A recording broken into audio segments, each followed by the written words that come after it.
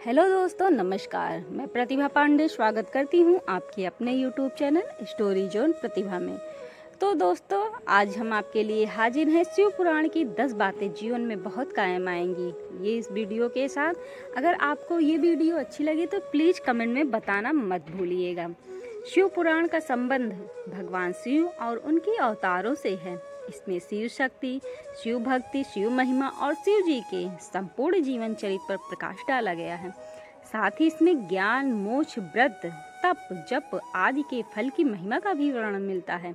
हालांकि शिव पुराण में हजारों ज्ञान और भक्ति की बातें हैं, लेकिन हमने मात्र 10 को ही अपनी भाषा में लिखा है। तो पहला होता है धन संग्रह। अच्छे मार्ग से धन संग्रहित करें और संग्रहित धन के 3 भाग करके, एक भाग धन वृद्धि में, एक भाग उपभोग में और एक भाग धर्म कर्म में व्यय करें। इससे जीवन में सफलता मिलती है। और दूसरा होता है क्रोध का त्याग।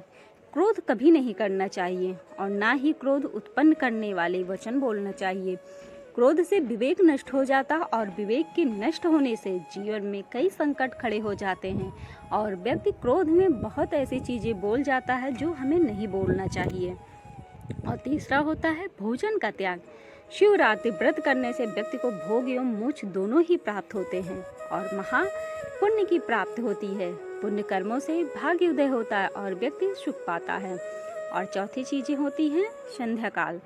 सूर्यास्त से दिनास्त तक का समय भगवान शिव का समय होता है, जबकि वे तीसरे नेत्र से त्रिलोक के तीनों लोक को देख रहे होते हैं और वे अपने नंदी गणों के साथ भ्रमण कर रहे होते हैं। इस समय व्यक्ति यदि कटु वचन कहता है, कलह, क्रोध करता है, सहवास करता है, भोजन करता है, यात्रा करता है या कोई पाप कर्म करता है तो उसको घोर आहित होता है। और 5वीं चीज़ें हैं दोस्तों सत्य बोलना।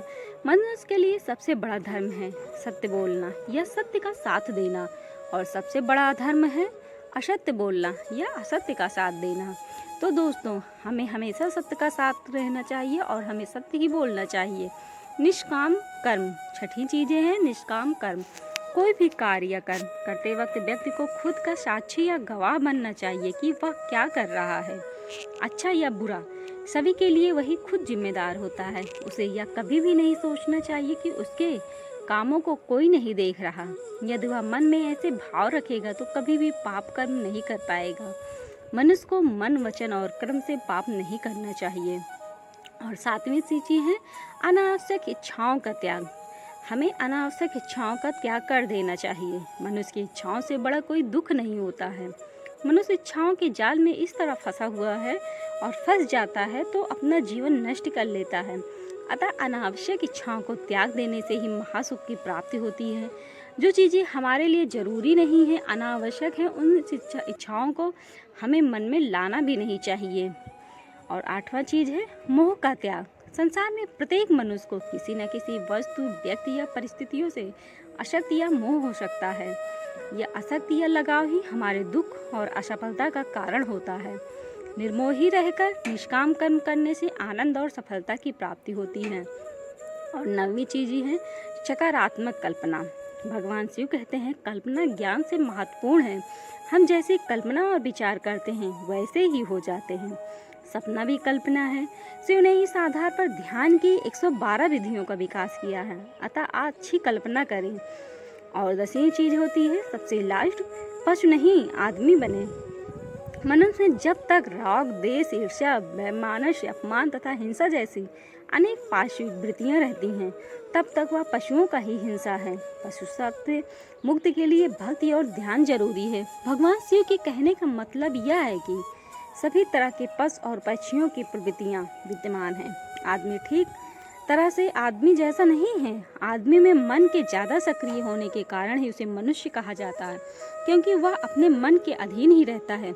आप भी 10 पॉइंट पर जरूर ध्यान दें और दोस्तों में भी शेयर करें। दोस्तों नमस्कार, कैसे हैं आप सब लोग? अगर आपको हमारी यह जानकारी अच्छी लगी तो कृपया हमें कमेंट में ज़रूर बताइएगा।